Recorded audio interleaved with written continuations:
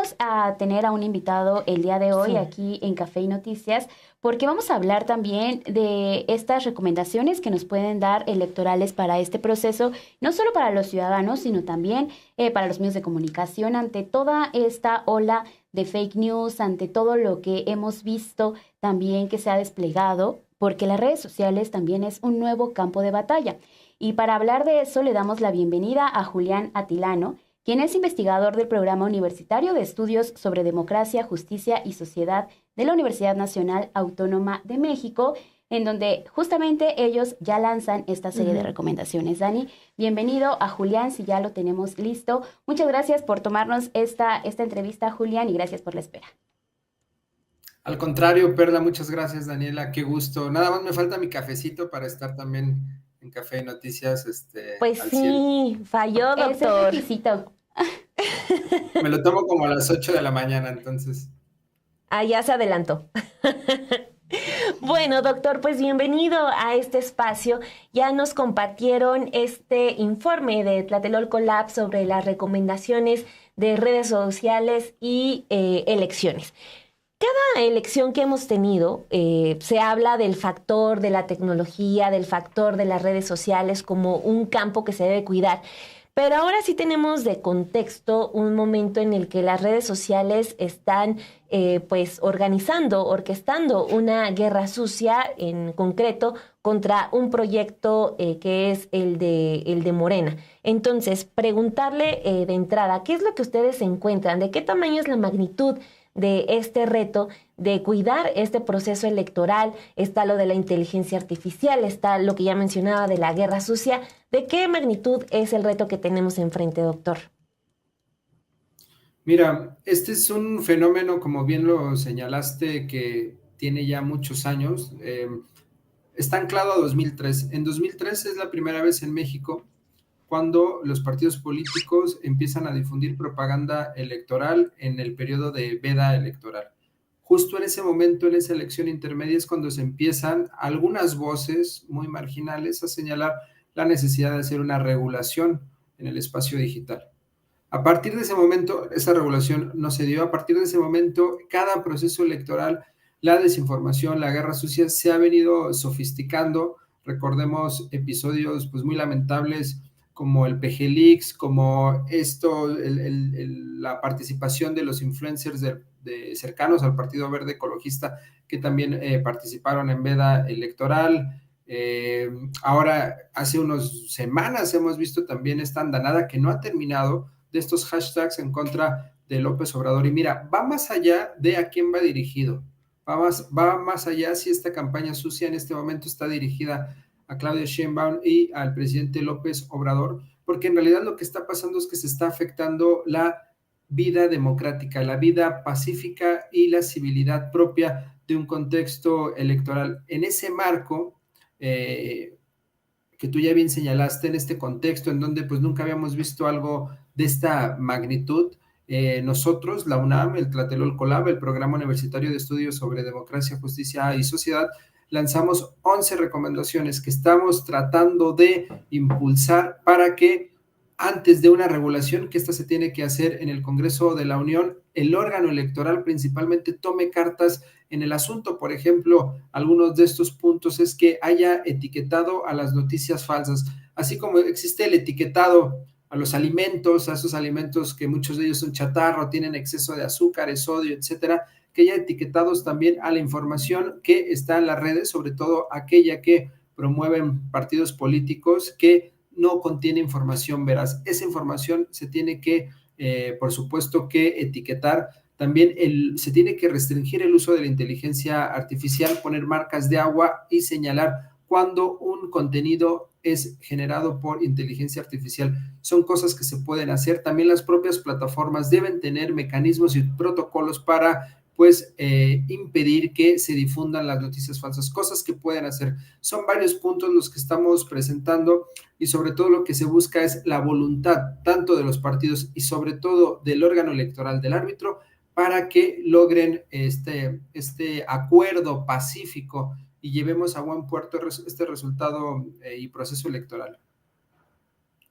¿Qué identificaron, Julián, por ejemplo, ustedes en Tlatelolco Lab?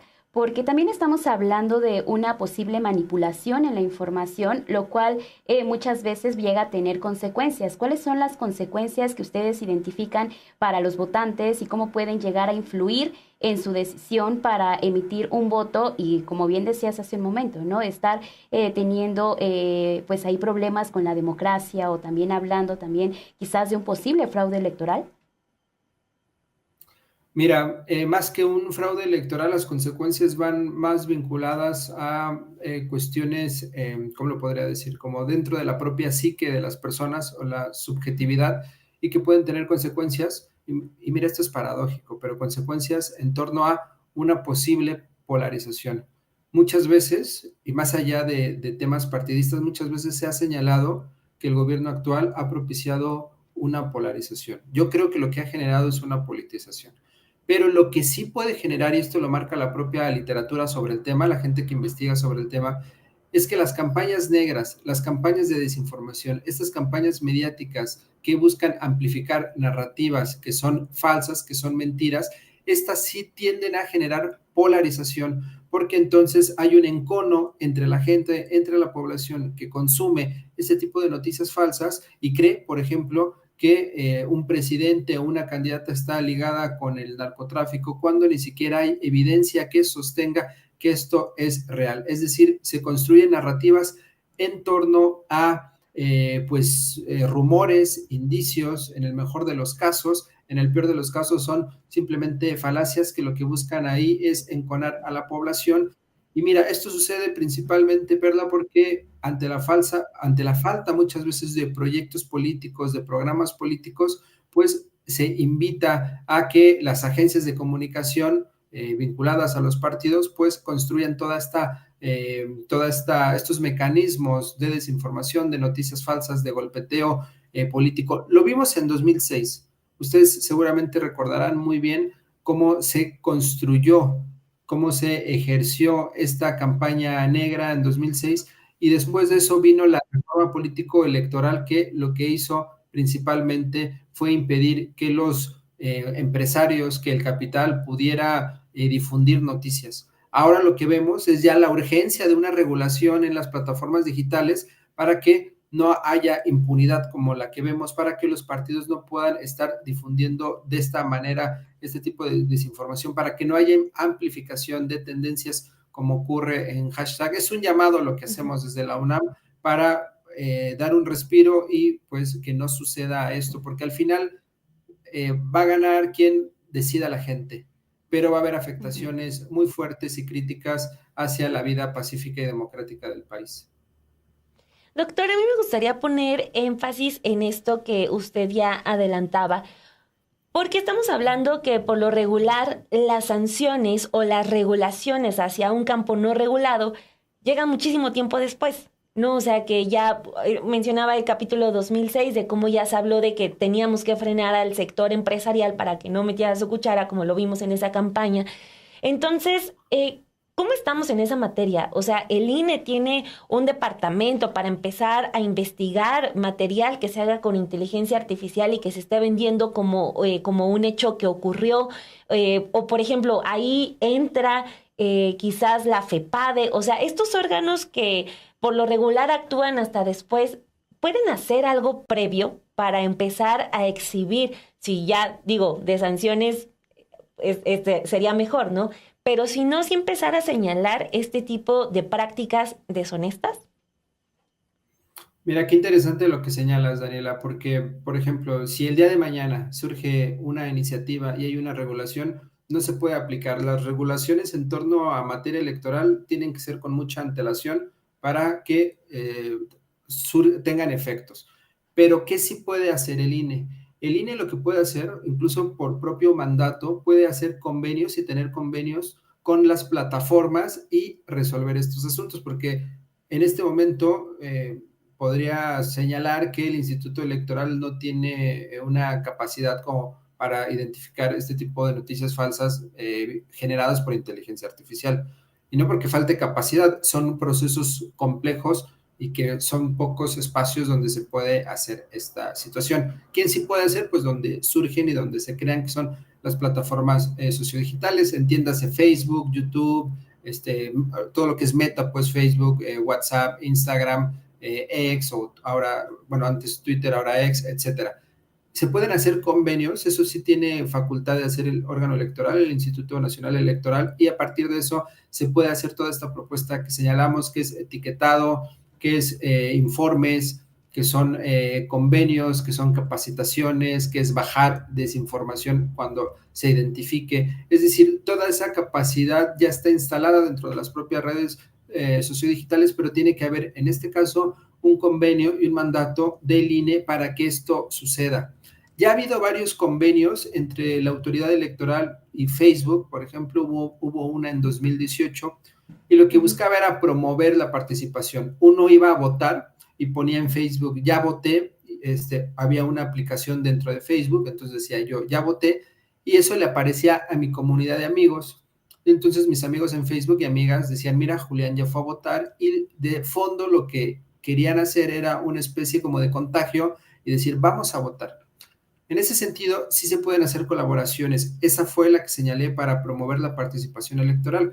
Pues bueno, también pueden hacer para impedir que haya una difusión de noticias falsas y desinformación. En suma, aunque no haya una regulación, porque en realidad no la hay, o sea, es una materia urgente y pendiente, sí hay la posibilidad para que el órgano electoral pueda trabajar en la materia y pueda hacer convenios con las plataformas para que evitemos lo más que se pueda la desinformación, los ataques, la guerra sucia, que reitero, al final esto le afecta a todas y todos, o sea, esto no es de que si le afecta a Morena, si le afecta al PAN, si le afecta al PRD, esto afecta a todas y todos, y si no lo detenemos ahora, si no empezamos a tomar cartas en el asunto ahora, después va a ser más complicado.